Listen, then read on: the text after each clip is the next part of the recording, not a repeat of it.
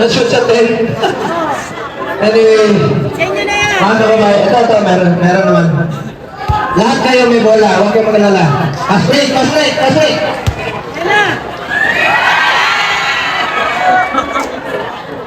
Huwag kayo magagawa, lahat kayo may bola. Huwag kayo magalala, lahat kayo may bola.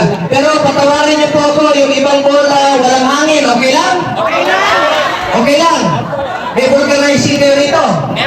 Pero kung nagmamadali kayo, napitan si Philip Salvador. Bakit ako? Marami siyang hangin sa tiyan. Ano ka ba? Alam niyo, minsan tumutunog yung pantalon niya. Sa kotse kami. Pag tumutunog yung pantalon niya, reklamo ako. Sabi ko, huwag naman dito. Huwag naman dito. Alam mo, sagot niya sa akin. Eh di huwag mong amuyin, nakikiamoy ko lang.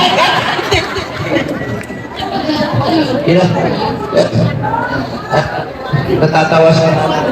Gusto ko masaya kayo parati. Ito, anyway, at meron din po akong dalang konting tulong po sa inyo. Panghapunan lang, konting pambili ng ulam na mayari po. At may dala rin po ako mga damit na dinonate sa akin na mga ukay-ukay. May dala po ako. Mamaya, si Kapitan na po ang mag-ano sa inyo, maghahati-hati. At nandito rin po ang ating NHA for assessment. So maraming salamat po. At meron din po ako ipaparapol. Gusto niyo magparapol ako? Sige, may paparapol ako ng isang bisikleta. Ito yung bike. Itong bike. Yung bike, pwede nyo gamitin papunta ng Tagaytay. Pero huwag nyo kalimutan magdala ng pambili ng gulong. Pagdating sa Tagaytay, pudpud ng gulong. Gusto nyo dumami yung bike? Gusto nyo dumami? Ang gawin nyo po, hatiin nyo, tag-isang gulong kayo. Pero dadagdagan ko ng 2 sapatos po. Paparapol ko rin po sa inyo. Pero lahat kayo makakatanggap ng grocery, konting pangulam, bola, t-shirt, lahat po kayo makakatanggap. Konting tulong lang po ito, mga kababayan ko. So, magtulungan lang po tayo. Bilang chairman po ng Committee on Health, ako po ang chairman ng Committee on Health, Sports and Youth. 3 po ang aking naging prioridad. Malasakit Center, Super Health Center, at Regional Specialty Center. Meron kayo Malasakit Center dito sa Tondo, di ba? Para sa Pilipino yan, karapatan nyo po yan. Pangalawa, Super Health Center, pwede na mga anak dyan. Diyan na po yung mga konsulta ng PhilHealth. Dahil lahat ng Pilipino, miyembro ng PhilHealth. Kaya nga binabantayan ko ang PhilHealth para sa Pilipino. Pangatlo, specialty center, yung mga cancer center, kidney center, itatayo na sa mga selected DOH hospital. Ako po ang principal sponsor sa batas na yan sa Senado. Asahan niyo po, unahin ko po ang kalusugan ng bawat Pilipino po. Chairman po ako ng Committee on Sports and Youth. Iba yung sports, iba rin yung youth. Sports, iniinganyo ko po mga kabataan to get into sports, stay away from drugs to keep us healthy and fit. Isa po ako sa author ng National Academy of Sports. Kung gusto mo mag-aral sa New Clark City, mga scholars, pwedeng pagsasakayin, walang masasakripisyo. Basketball o ano man pong pag-sports, no? May dormitoryo doon, pag-aaral, pwedeng mag-training, walang masasakripisyo. Unahin ko po ang edukasyon. Nag-file din po ako ng expanded pre-education. Yung pong pre-tertiary education ng panahon ni Pangulong Duterte para ma-expand po ito, libreng edukasyon. Tututukan ko po edukasyon para sa Pilipino po. Asahan niyo po yan. So, maraming salamat po. Proud lang po ako bilang chairman ng Sports and Youth. Dati kulela tayo, wala tayong medalya sa Olympics. Ngayon, Carlos Yulo. Dito, taga Maynila, 2 gold. Noong 2020 naman sa Tokyo, naka-1 gold tayo. So maraming salamat sa inyong lahat, mga kababayan ko, mga taga-Tondo. Taga Maynila rin po ako. Kapitbahay lang po tayo. Huwag ko kayong mahiya sa akin. Kalabitin niyo lang po ako. Kung anong kinakain ninyo, ganun din po ako. Kung anong sinasakyan ninyo, ganun din po ako. Wala akong arte sa katawan. Sa totoo lamang po, ordinaryong probinsyano lamang po ako na binigyan niyo po ng pagkakataon na makapagserbisyo po sa inyo. Ako po ang dapat magpasalamat sa inyo. Maraming salamat po sa inyo. Salamat po. Tawagin niyo lang ako. Kahit saan tayo nakita, tawagin niyo akong Kuya Bongo. Pag nakita tayo, kayo, pag sa Facebook, kumare na yung Bongo, tawagin niyo akong Pareng Bongo. Lahat kayo, kanina papunta ako rito, nagmotor ako kumain ako ng lechon kawali. May sumigaw na bata, sabi niya, "Hoy, Bongo!" Sabi ko, "Hoy, kanin!" Ibig sabihin niya, parang ordinaryo lang tayo. Isa lang tayo, mga kababayan ko. Mahal na mahal ko po kayo dito sa Tondo, mga kababayan ko. Asahan niyo po, nandito lamang po inyong Kuya Bongo. Tawagin niyo ako Kuya Bongo, pero Nay, huwag niyo naman akong tawagin Kuya.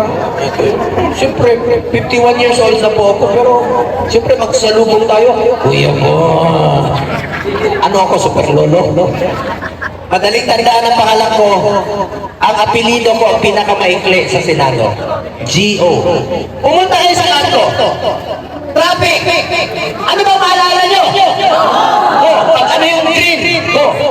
Pag gutom na kayo, bibili kayo ng ano? Chokso? May go pa rin. Ano pangalan ng dating Pangulo? Rodrigo? Ipagdasal po natin si Tatay Digong ang kanyang kalusugan at kalayaan po at kaligtasan po. Please lang po. Dahil nagservisyo rin po siya sa atin sa 6 na taon ng buong pagmamahal po. At alam niyo ba, ang paborito naming ulam ni Tatay Digong? May go pa rin. Anong tawag sa mahilig sa alak? Lasing? Hoy, mga lasengso! Huwag kayo magmanayaw pag nakainom. Delikado yan. Pag may nangyari sa inyo, ako na naman maalala niyo pag kayo ay na... Bongo. Sena bongo, sena bongo, Ayan pa, Meron pa, isa pa. Ano tawag yan? Bongo. At saka, meron pa akong 2 tanong. Hulaan nyo. Anong paborito nating araw? Walang trabaho. Linggo. Next question, kung magaling kayo. Anong paboritong hotel ni Philip Salvador? Ikaw pala. Ayaw, ha? Vice Mayor Che, wala ka kwento sa akin. Kanina pa kwentuhan, hindi ko sinasabi, marami pala talaga dito sa Maynila. Maraming marites. De, alam niyo, lahat tayo may bisyo. Ako, basahin niyo sa mga t-shirt ninyo. Ang tawag ko sa akin, Mr. Malasakit. Ang bisyo ko ay si Philip, Ipe, Mr. Epe. Ano ang kanyang bisyo? Sandali lang ha. Pakiulit mo lang, pakiulit mo. Sandali lang. Ang bisyo ko magserbisyo, anong bisyo ni Ipe?